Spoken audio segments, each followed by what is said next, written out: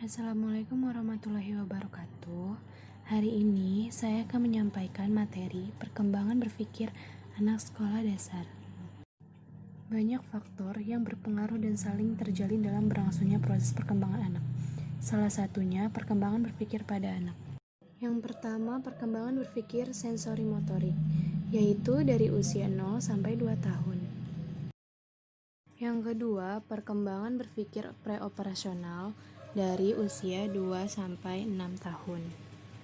Biasanya, anak yang berpikir preoperasional cenderung berpikir imajinatif, egosentris, keingintahuan yang besar, dan mempunyai perkembangan bahasa yang sangat pesat. Yang ketiga, periode berpikir konkret. Dari usia 7 sampai 12 tahun, periode ini hanya mampu berpikir dengan logika, sedangkan untuk memecahkan persoalan yang sifatnya nyata, yaitu dengan cara mengamati suatu hal yang berkaitan dengan persoalan itu. Yang keempat, perkembangan berpikir formal. Orang yang berpikir formal cenderung memiliki kemampuan berpikir abstrak, berpikir logis, mampu untuk mengintrospeksi dirinya sendiri, mampu membayangkan peran dewasa, dan sadar akan kepentingan lingkungan.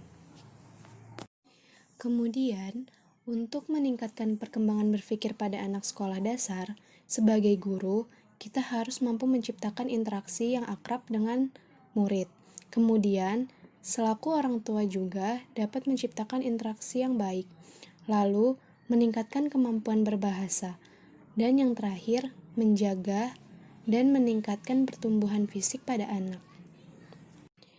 Ada beberapa faktor yang mempengaruhi perkembangan berpikir anak sekolah dasar, dari faktor lingkungan dan faktor hereditas. Faktor lingkungan sendiri meliputi keluarga, sekolah, dan masyarakat, sedangkan faktor hereditas yaitu faktor yang diwariskan orang tua kepada anak, atau biasa disebut keturunan. Jadi, kesimpulannya adalah bahwa ada beberapa tahapan yang mempengaruhi perkembangan pola pikiran tingkat sekolah dasar, yaitu perkembangan berpikir sensori motorik, perkembangan berpikir praoperasional, perkembangan berpikir konkret, dan perkembangan berpikir formal.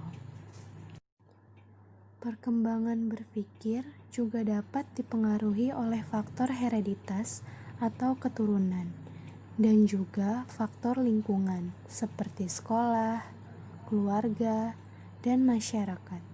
Setiap anak juga memiliki tingkat perkembangan yang berbeda tergantung dari dua faktor tersebut. Terlepas dari itu semua, bagaimanapun cara kita memberdayakan otak dan kemampuan kita, yang terpenting saat ini adalah seberapa besar minat dan kemampuan kita dalam membentuk dan dapat menciptakan aset-aset berharga yang nantinya akan dapat memajukan bangsa.